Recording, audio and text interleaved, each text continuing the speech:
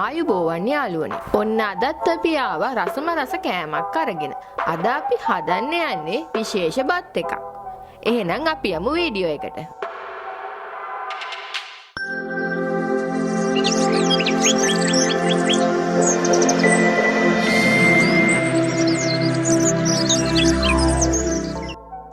මේ තියෙන්නේ අපිට මේ කෑම එක හදන්න ඕන කරන දේවල් ටික. අද අපි හදන්නේ රයිස් කුකර් එකේ. ඔයාලට මේ කෑම එක ඕනම භාජනයක උයන්න පුළුවන්. මුලින්ම අපි තෙල් ටිකක් දාලා රත් කරගන්නවා.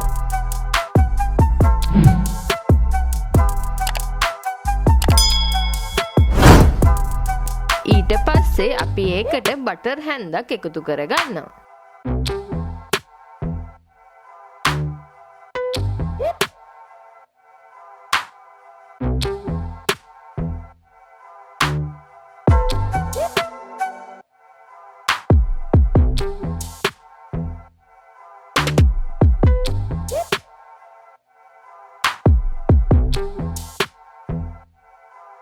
බටර් ටික තිය වුණාම අපි හොඳින් තලාගත්ත ඉඟුරු සුදු ලුණු ටිකක් දාගන්න ඕනේ.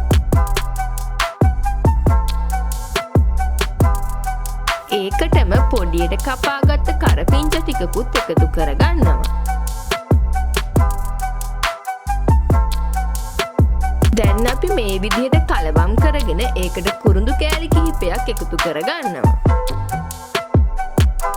දැන් එනසාල්ලට කිහිපයක් කරාපුනටි කිහිපයක් එකතු කරගෙන මේ ඔක්කොම ටික අපි රන්වන් පාට වෙනකම් බැදගන්න ඕනේ.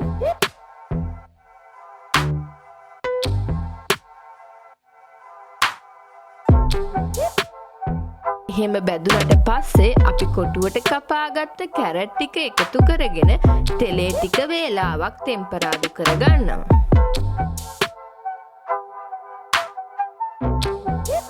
ඊට පස්සේ අපි ඒ විදිහටම කපාගත්ත අල ටිකත් තෙලට දාලා ටික වේලාවක් බැදෙන්න දෙන්න ඕනේ.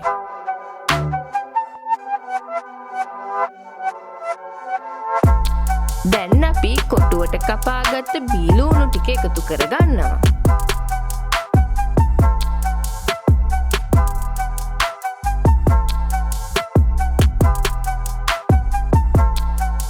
ඒකත් විනාඩියක් විතර කලවම් කරලා අපි ඒකටම රසායනික ලුණු එකතු කරගන්නවා. ඊට පස්සේ මිරිස් කුඩු එකතු කරගන්න ඕනේ. ඒකටම 3-5 ටිකක් ගම්බිරිස් ටිකක් කහ චුට්ටක් එකතු කරලා කලවම් කරගන්නවා. මේ හැමදේම ඔයාලගේ රසායනික එකතු කරගන්න පුළුවන්. දැන් අපි හොඳින් සෝදාගත් කුකුල් මස් ග්‍රෑම් 750ක් එකතු කරගන්න ඕනේ. ඊට පස්සේ අපි හොඳින් මේ හැමදේම කලවම් කරගන්නවා. දැන් අපි කොටුවට කපාගත් මාළු මිරිස් ටික එකතු කරගන්න ඕනේ. ඊට පස්සේ අපි හොඳින් කලවම් කරලා විනාඩි 10ක් විතර උයා ගන්නවා. මේ කෑම එක තව රස කරගන්න කුකුල් මස් එක්කම ඉස්සෝ දැල්ලෝ මාළු උනත් එකතු කරගන්න පුළුවන්. ඒ වගේම එළවලු වලින් විතරක් හදාගන්නත් පුළුවන්. දැන් අපි ඒකටම හොඳින් හොදපු හාල් ග්‍රෑම් 500ක් එකතු කරගන්නවා. අපිට මේකට බාස්මති හාල් උනත් පාවිච්චි කරන්න පුළුවන්.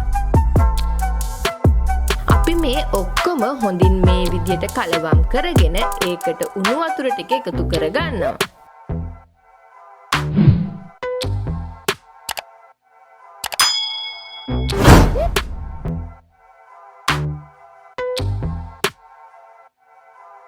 අපි වෙනදට බත් එකක් උයනකොට දාන වතුර ප්‍රමාණයම මේකටත් එකතු කරගන්න පුළුවන්.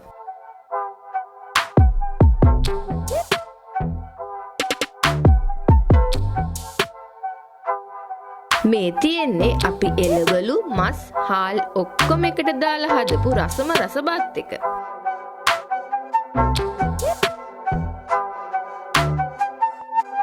මේ බත් එක කන්න අපිට වෙන මුකුත් හොදි ඕන වෙන්නේ නැහැ.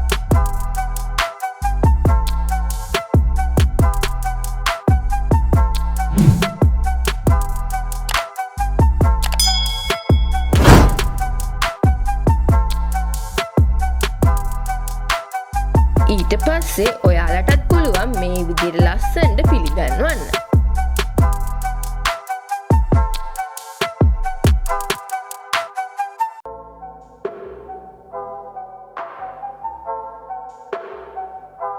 මේ ගෑස් නැති කාලේ හැමදේම එකට දාලා උයන මේ රසම රස බත් එක ඔයාලත් හදලා බලලා අපිට කමෙන්ට් කරන්න අමතක කරන්න එපා.